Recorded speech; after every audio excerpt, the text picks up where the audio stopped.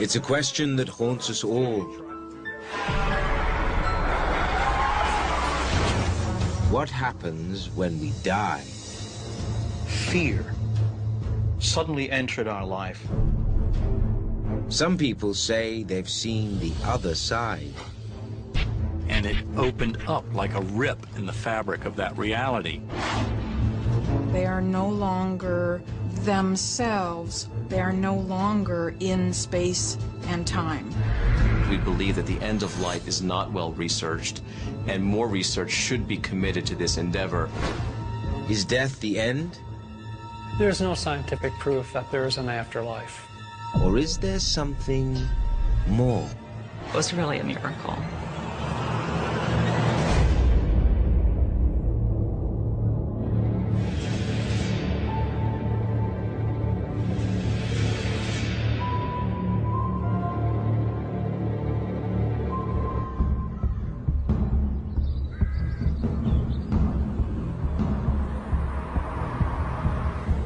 Christina Stein is a 19-year-old on her way to help teach kindergarten.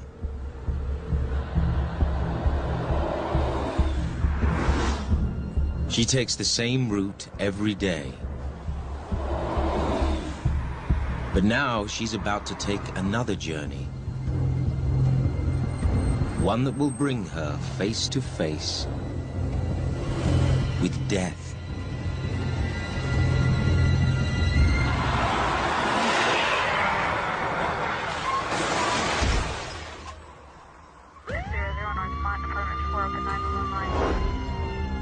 It takes an hour and a half to cut Christine from the wreckage.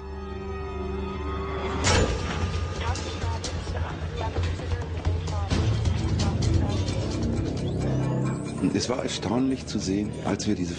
was bad. Her aorta had a huge tear. She was bleeding internally. It really seemed like a miracle that the girl wasn't already dead by the time she got to the hospital.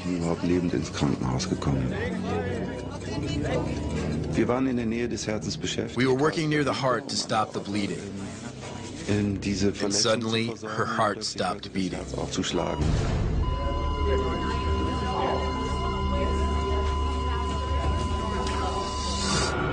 On the other side of the world, in Virginia, USA, the Alexander family is about to face their own crisis.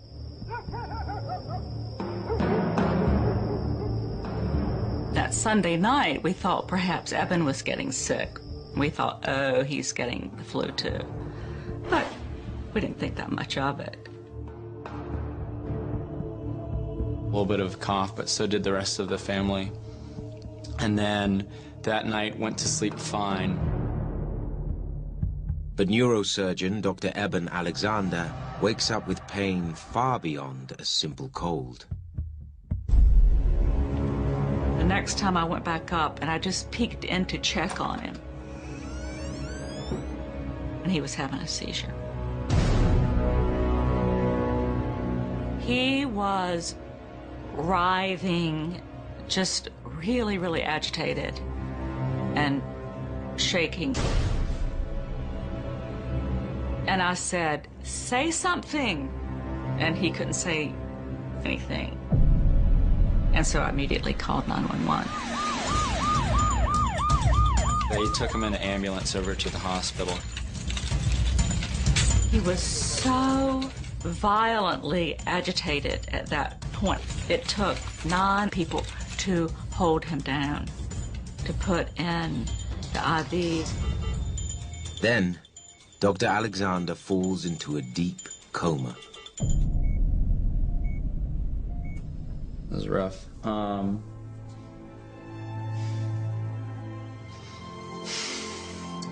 I remember when I first walked into the hospital, I remember very clearly when I first saw him there, and the room wasn't lit at all.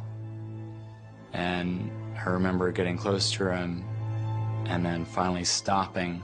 It just looked like all of the life had been sucked out of his face. He was in a coma all that time, but there was that one moment, and our priest was there and heard it with me, that we heard him scream, "Help me, God, help me." And I said to our priest, he spoke. But those were the last words that he said. Tests reveal Dr. Alexander has a rare antibiotic-resistant strain of bacterial meningitis. Ironically, this disease attacks the brain, his medical specialty. Somebody in that situation really only has about a 1 to 2% chance of survival. But simply surviving won't be enough. One of the doctors said to me, "I'm really concerned about his mind." That meant that his body could survive, but he would be a vegetable, that his mind would not be there. And that brought on a bout of tears. Probably that was my worst moment that week. It was just such a mystery because they kept on giving him doses of triple antibiotics and absolutely nothing was responding.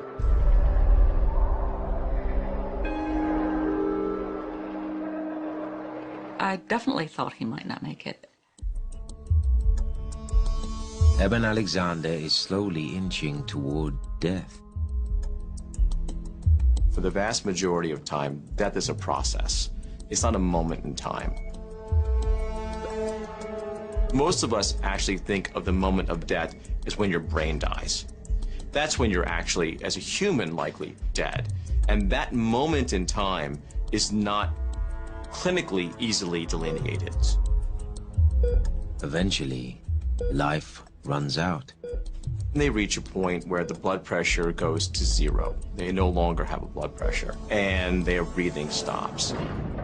This then usually is still accompanied by the heart giving electrical activity.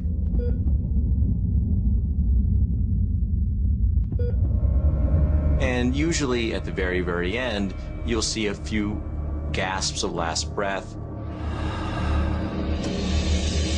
And then you finally flatline. That's when we typically clinically declare someone dead.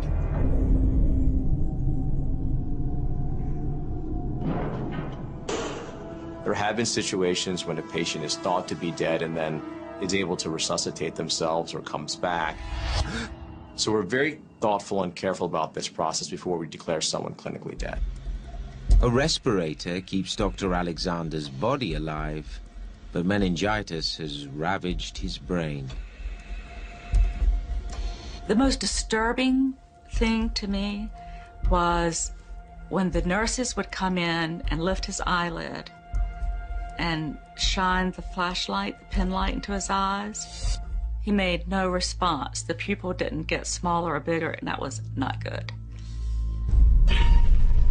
Normally you want to have a reaction where the pupil will constrict, and that means that those parts of the brain that control that are functioning. The fact that his pupil response was not there, it means that the bacteria had gone so far as to affect some of these more resilient structures in the brain. To his family, Dr. Alexander is virtually brain dead. In Germany, Christina's doctors are also losing their battle. Her heart will not restart.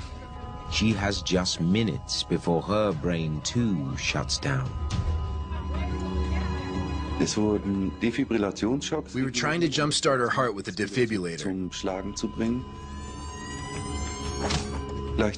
we gave her several drugs. The patient had lost too much blood. Her organs weren't getting enough. We really didn't think we could save her. Because Christina's heart has stopped pumping, many would consider her dead. Yet something seems to be happening with her mind.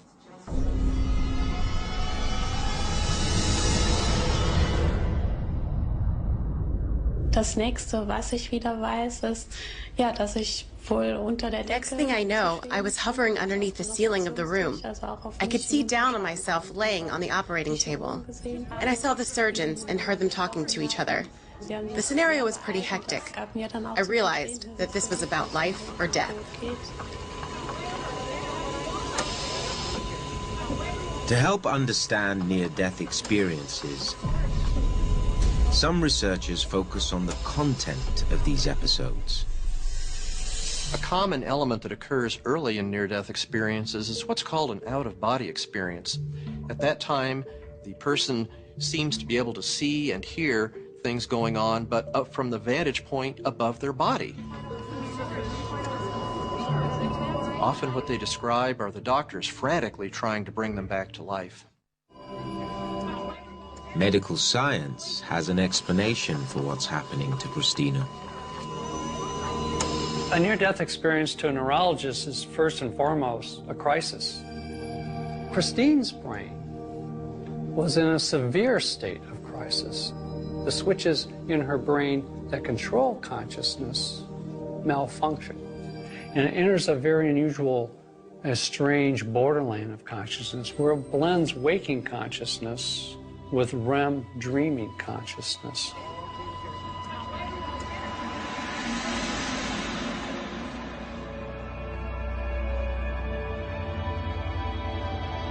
As they leave the body, they begin to traverse this connection. They begin to travel from what this life is to what there would be beyond this life, after this life, outside of this life.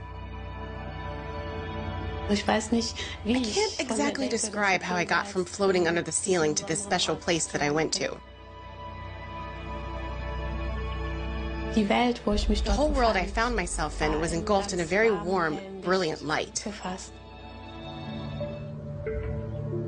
The bright light that so often accompanies near-death experience to a neurologist means that the visual system has been very strongly activated. There are many ways to activate the visual system, and among the strongest is REM consciousness.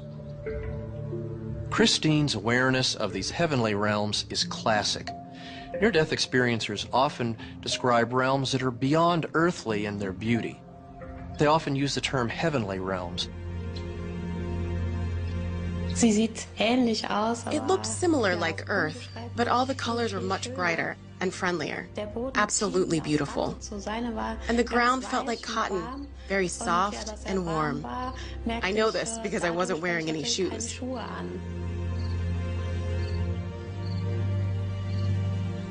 I was wearing this beautiful, long, pale blue gown. I thought that was strange because I didn't own a dress like that.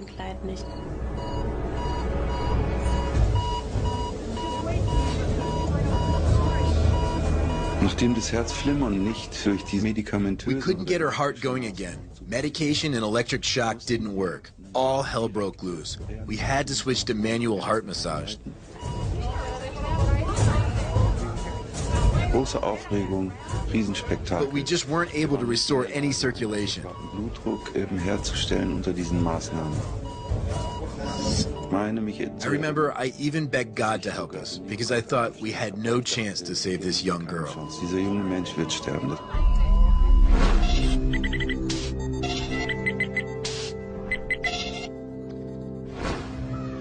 In Dr. Alexander's hospital room, there is also little hope. But then,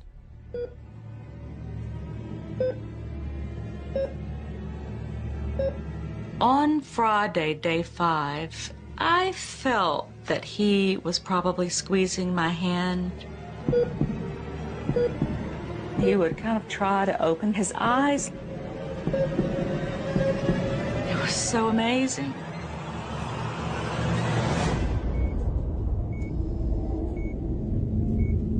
He actually did open his eyes, went to pull the tube out of his mouth, and then he was breathing on his own.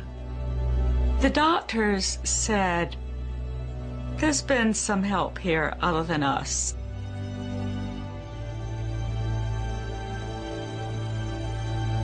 We hardly knew what to do except to bask in the miracle of his being here.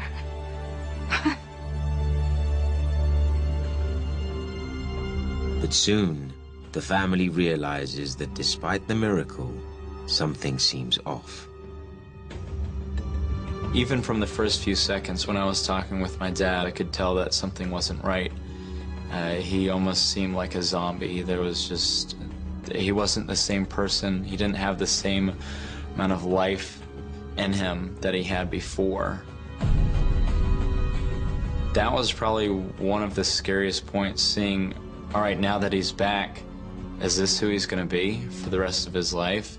Did it really take a toll that bad on him?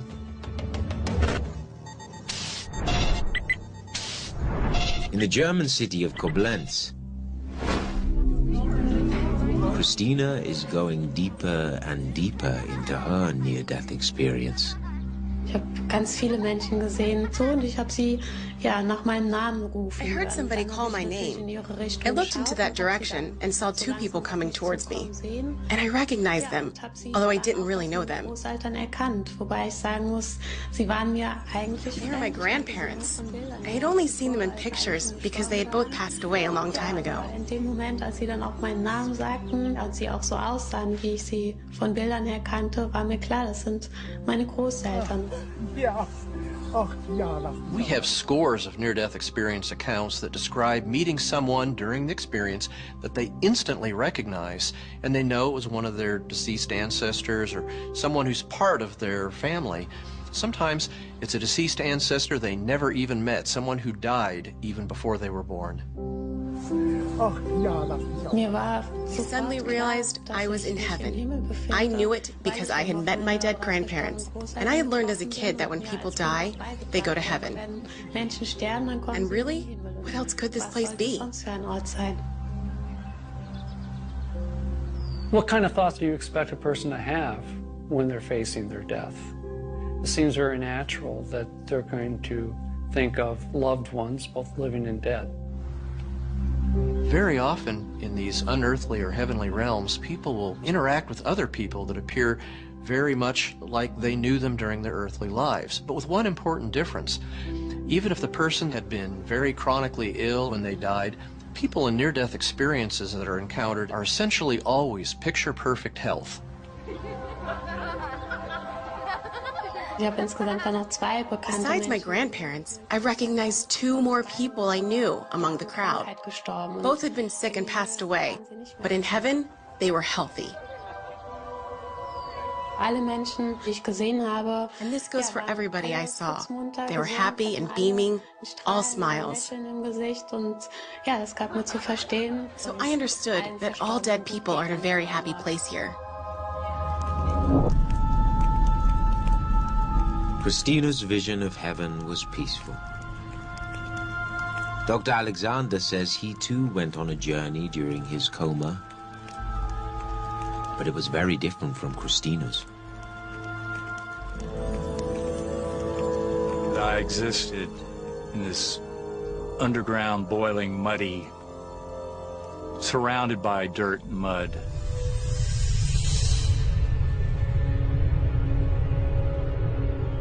I had no memory whatsoever of my human life, had no words, no language, and just this pounding, monotonous machinery-type sound deep beneath me.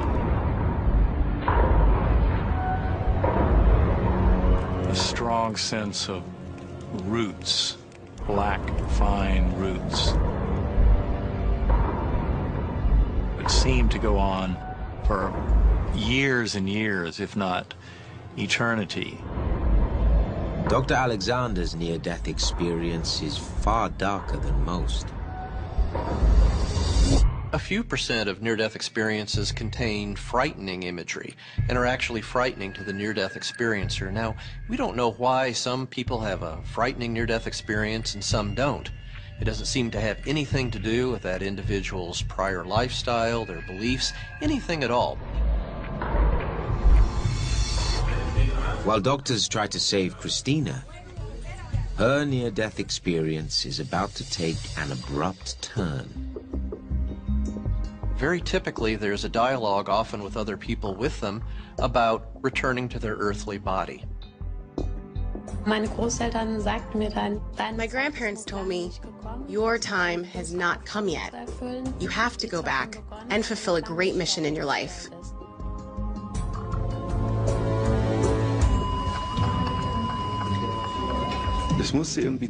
Finally, I was able to apply the clamp above the tear in the aorta. We regained a little bit of blood pressure.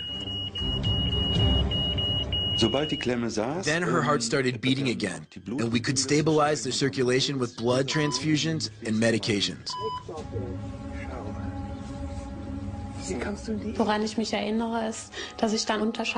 I was able to look back at myself on the operating table, and I heard the surgeon call out, "We did it! We got the girl back!" Wir haben es geschafft, wir haben die Kleine wieder.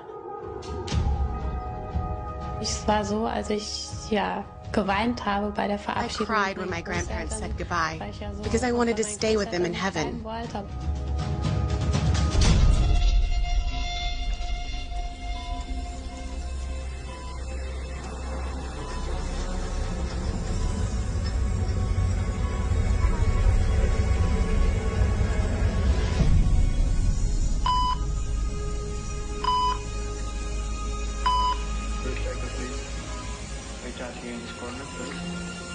Nach etwa 2 Stunden waren wir mit dem Eingriff eigentlich zu Ende. After about 2 hours, we were finished with the surgery. Ob wir rechtzeitig genug gewesen waren. Christine was stable, Des Kreislaufstillstandes. but we had no idea whether we had done it in time or she would end up with brain damage.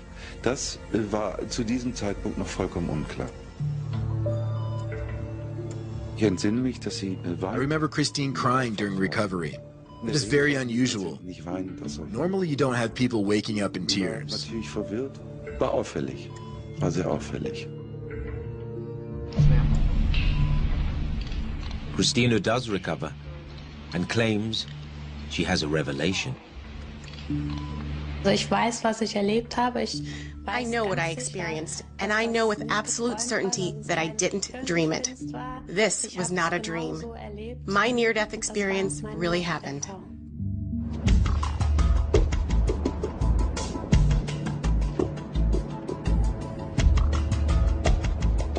Hier war nun ein Mensch, den ich persönlich kannte, den ich sogar... Here's someone I know personally, one of my patients, who tells me that she watched the desperation on the operating table. That's pretty incredible. But she really described it just like it happened. Original wiedergegeben.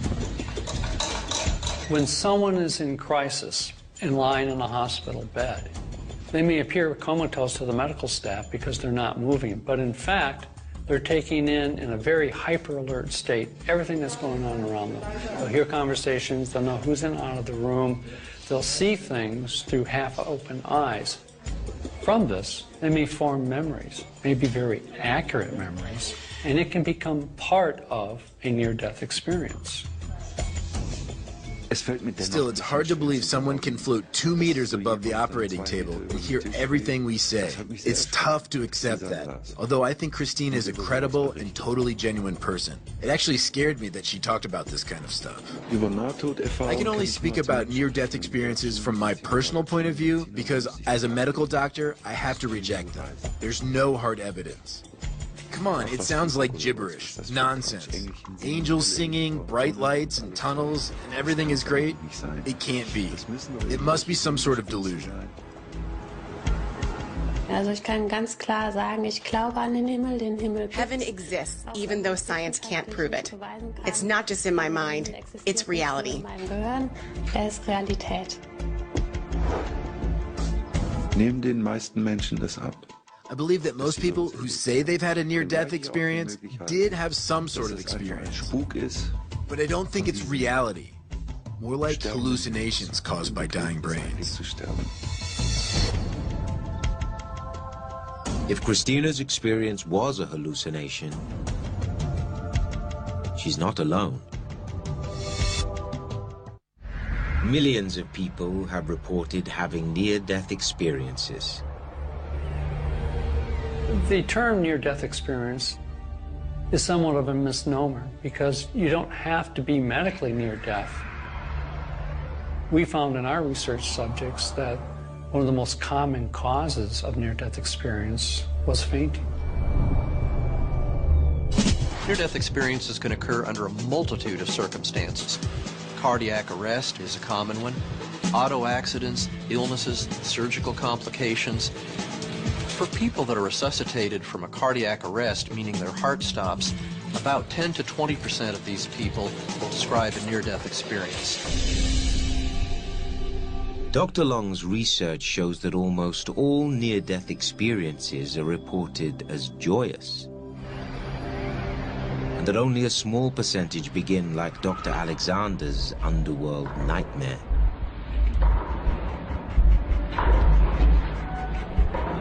I have no memory of my life. I have no words, no language, no knowledge of humans or this universe. Just this bubbling, foamy, dark underground.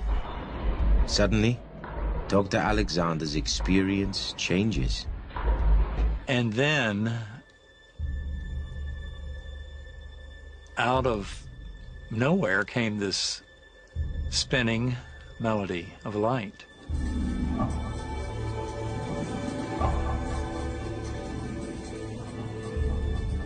And it opened up like a rip in the fabric of that reality. And I was coming up out of this darkness into this beautiful, verdant valley. And I was a speck on a butterfly wing. And these choral chants would come to me as these colors in the billowing clouds against the deep blue black sky.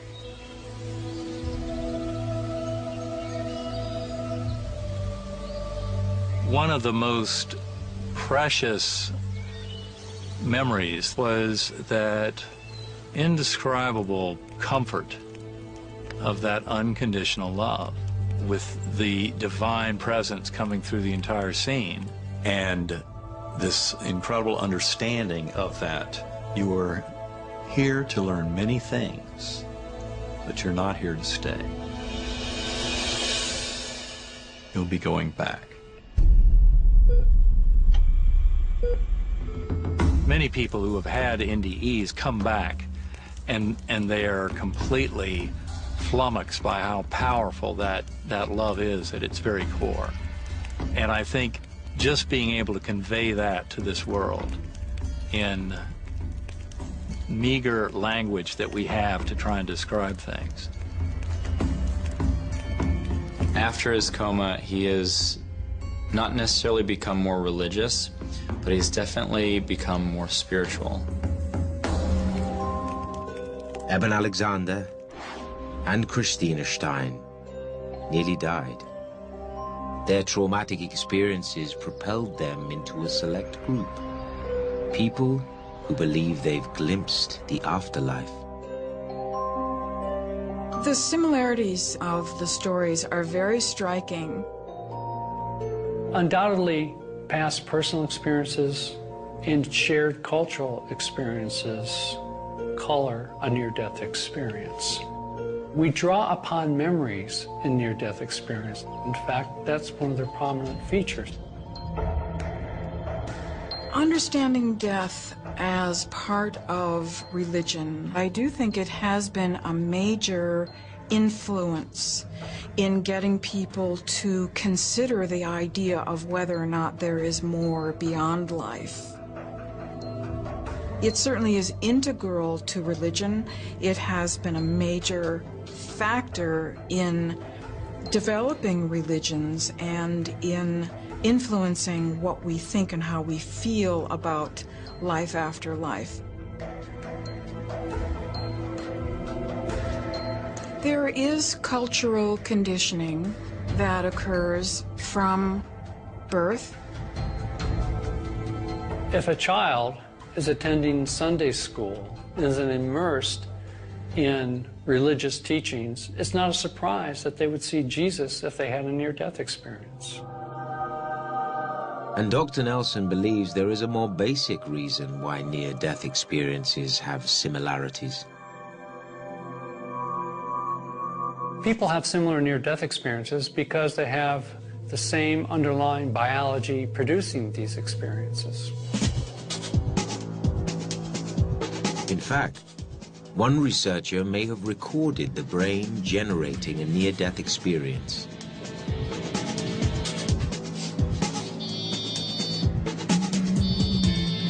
I'm an ICU physician. We take care of critically ill patients. These are the sickest patients in the hospital.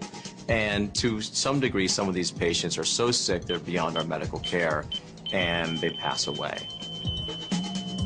We try very, very hard to make sure our patients die pain-free. That generally means that we give them an adequate amount of pain medication. In order to make sure that our patients are comfortable, we often use an EEG monitor that helps us know what the level of consciousness for our patients. As the patient approaches death, the level of consciousness, as measured by these EEG devices, goes down to very low levels and then eventually goes to zero. So at this point, they're no longer breathing. And this is essentially a patient who has now passed away. After they die, the patient's monitor shows a surge in brain activity.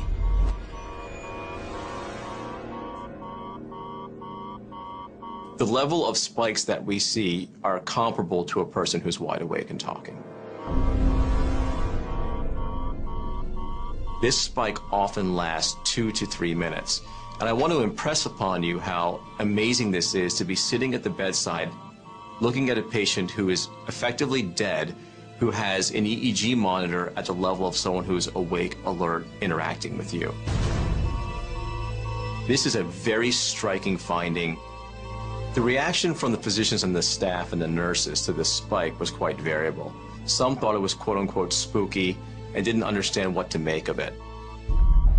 The timeline for the spike is that it almost always occurs as the person's blood pressure goes to zero. We have yet to see this occur in a patient who has a normal blood pressure. We speculate that for some patients who are resuscitated and recall this event, that this could form their quote-unquote near-death experiences. I do think some of this research makes them think that there might be an actual physiologic basis for this, and it's not something which they just imagined.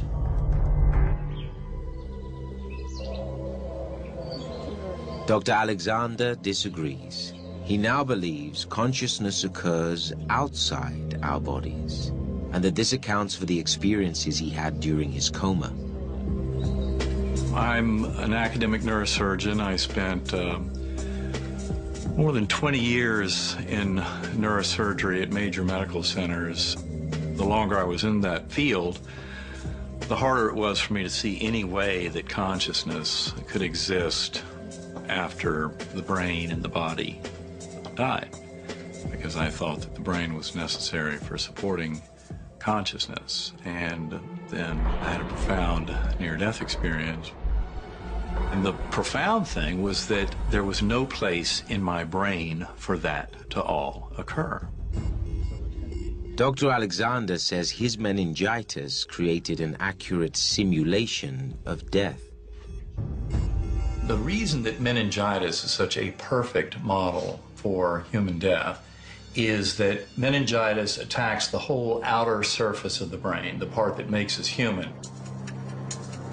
The top layer of the brain, neocortex, controls thinking and language. These are my CT scans from the third day of my illness. What we're looking at here is that there's pus all over the surface of the brain and going down into these fissures, these little cracks that you can see here. Dr. Alexander is convinced he had conscious thoughts, even when the meningitis shut down his brain. So the meningitis, by wiping out the neocortex, inactivating my entire neocortex over that week, made it impossible for that kind of rich, incredible experience to happen in my brain. It strongly suggests that rich conscious awareness can occur completely independently of the brain. But Dr. Nelson remains skeptical. There's no evidence that experience can exist outside of the brain, and there's no way that Dr. Alexander or anyone else can know when these memories came to him. It could have been during his recovery. In fact, he himself understood that his sense of time was lost. Dr. Alexander and Christina both say that their near-death experiences changed their beliefs. But one woman in Hong Kong says her near-death visions gave her miraculous physical changes. Anita and Danny Moorjani had been married 7 years before their lives changed forever. It was April of 2002, and I felt a lump on my collarbone on my left-hand side, and I went to the doctor to have it checked out. He did a biopsy. The test results arrived 3 days later.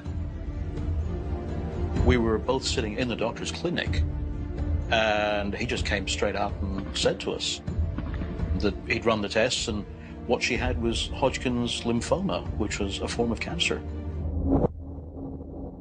I was numb. I was actually really numb.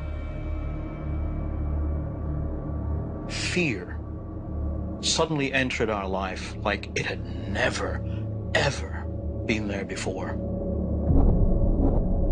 It continued to progress and get worse and spread throughout my body over a period of actually 3 years and 10 months.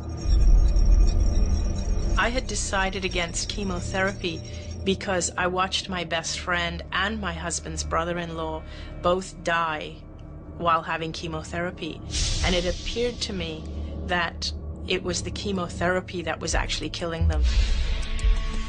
Anita takes alternative treatments, but gets worse. My lungs were filled with fluid. I was breathing with the aid of an oxygen tank.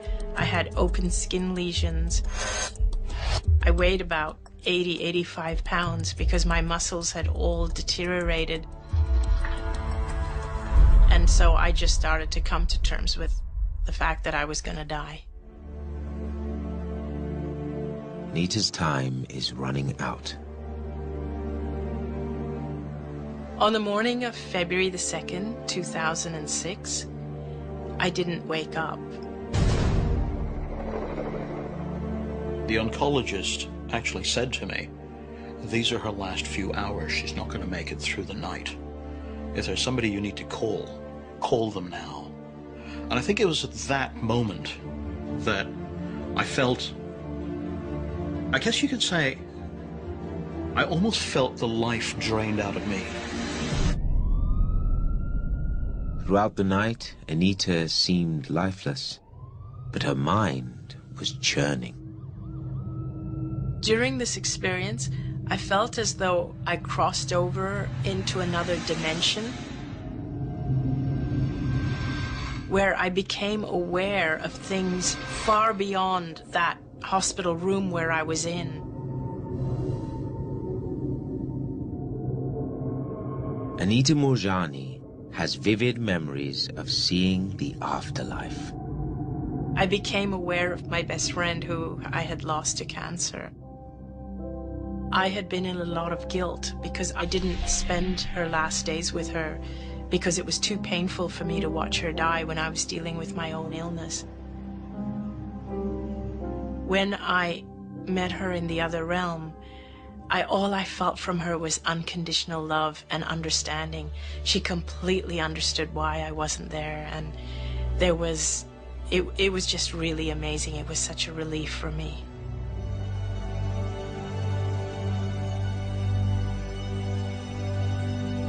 I was given a choice as to whether to come back or whether to go onward into death. At first, I absolutely wanted to go onward into death because this realm was so amazing. It was just so beautiful. And also, I didn't want to come back into a sick body.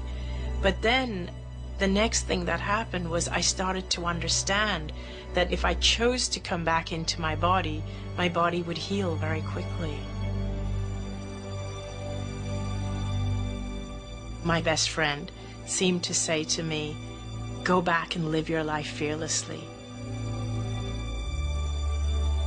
And it was from that point on that I started to open my eyes and come out of the coma. I guess that was one of the happiest moments of my life. I mean, I could feel myself ecstatic, probably the happiest person in the world, the happiest person in the universe. But Anita's body is still riddled with cancer.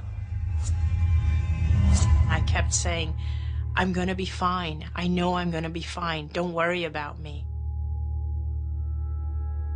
My initial reaction at that point was like, yes, dear. And I was thinking, like any medical professional, yes, there's been damage, there's been oxygen deprivation. But Anita's situation takes another unexpected turn.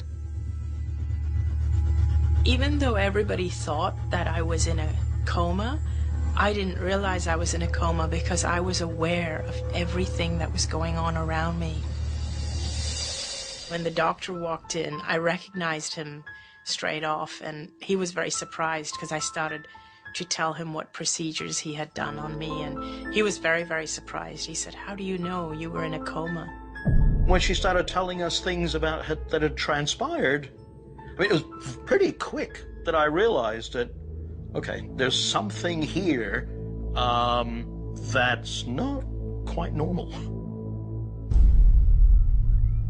Not quite normal turns quite miraculous. Everybody started to get really, really surprised, and within 4 days, my tumors had shrunk by 70%. And within 3 weeks, they couldn't find any cancer with all the tests they were doing.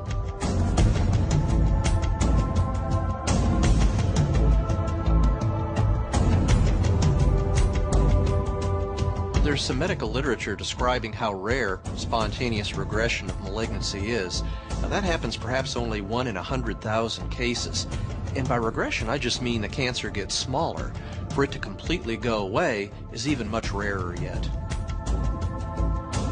Several doctors looked into my case after this happened, and each doctor has come up with a different explanation.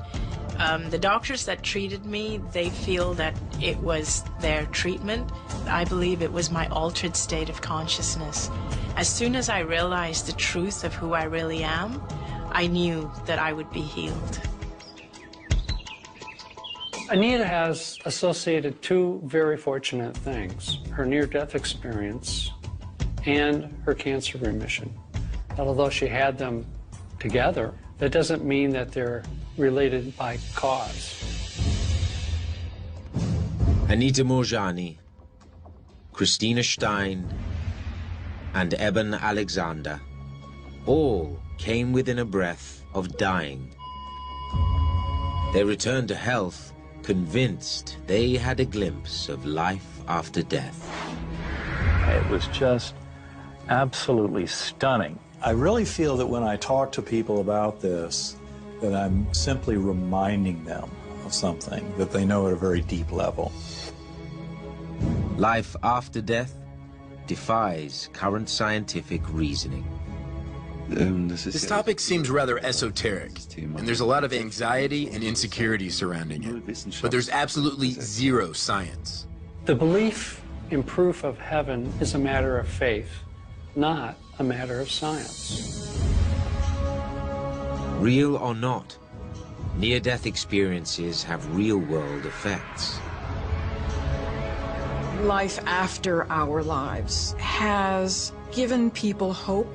We do know, for example, from psychological studies, that people are much more resilient to the slings and arrows that life hands them.